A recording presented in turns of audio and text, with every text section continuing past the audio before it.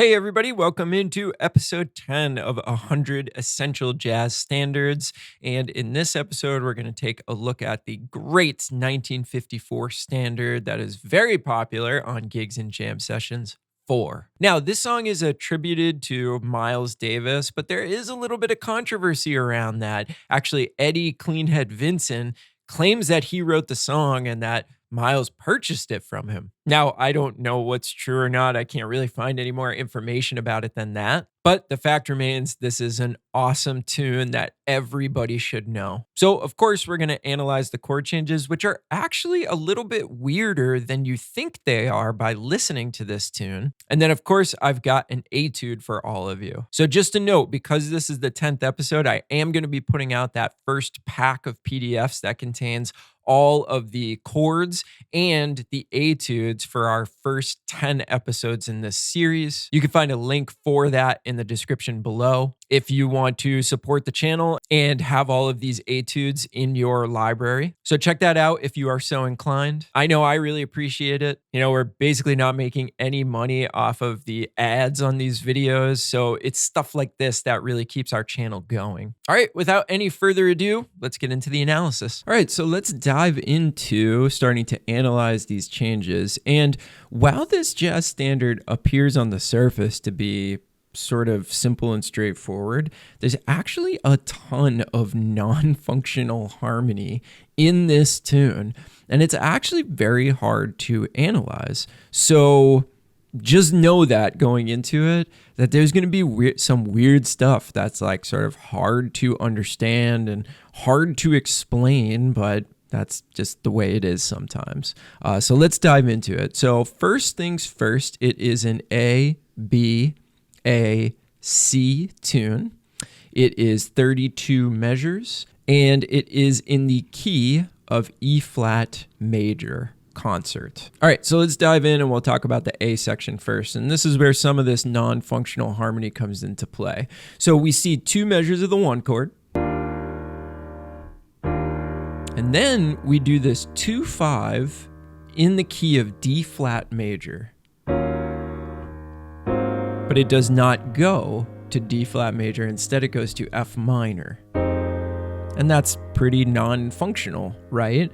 A lot of people will say that this F minor chord is a rootless D flat major 7. So like F, A flat, C, E flat is 3, 5, 7, and 9 of D flat major. But obviously the root is going to be an F. So I guess there is some sense to this, but really it's not very functional. Like, it's not a backdoor progression. It's not anything that we really know. It's a 2-5 in D flat that then goes to F minor, okay? Now we have another pretty non-functional thing here, which is we do a 2-5 in the key of G flat major, but we go to G minor instead. So we hear this. Okay. So you can see the A sections are actually kind of strange if you really think about it, and that does make it a little bit harder to memorize, but let's hear what it all sounds like.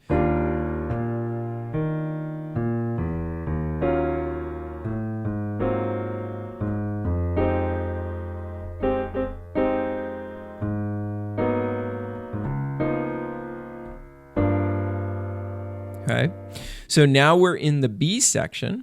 And in this, basically, we have these two sort of repeating 4-bar phrases. So we're on the 3 chord in the key of E flat. And then what we do is we start moving down chromatically. So we have this 2-5 that looks like it's in the key of E, right? E major or E minor. But then instead of going there, we just move down another half step and we do a 2-5 in the home key. So it's interesting. Instead of going 3, 6, 2, 5, instead we have this half step movement that goes from G minor to F sharp minor to F minor. Let's see what this sounds like.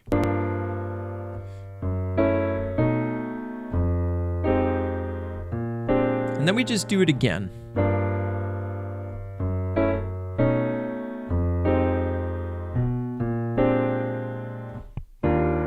And then that 2-5 actually does resolve going into that second A section.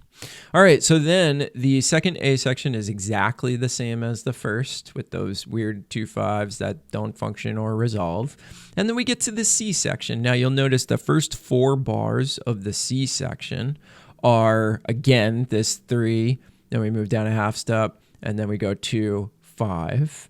But then what happens at the end is we do see like an actual cadence. So we go 3, and then instead of going 6, we sub out that flat 3, which we have seen before, okay? But that's resulting in this half step movement. G, F sharp, F, and then we have 2, 5, 1. So instead of 3, 6, 2, 5, again, we see this condensed version of this chord progression. So let's hear the entire C section.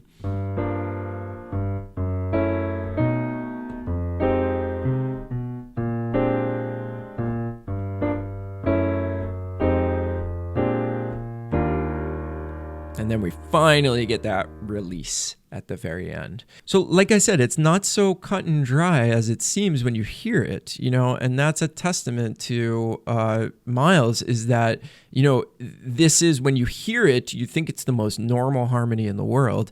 Then when you actually dive in, you realize that the harmony is really following the melody more than anything else. And that just goes to show you how strong of a melody it is. But this could be a tiny bit of a challenge to actually memorize these chord changes, because again, they go to unexpected places and a lot of times they're not functional. But just like anything, if you work hard enough on it, you'll be able to memorize it and you can make sense of it. All right, let's dive into the etude.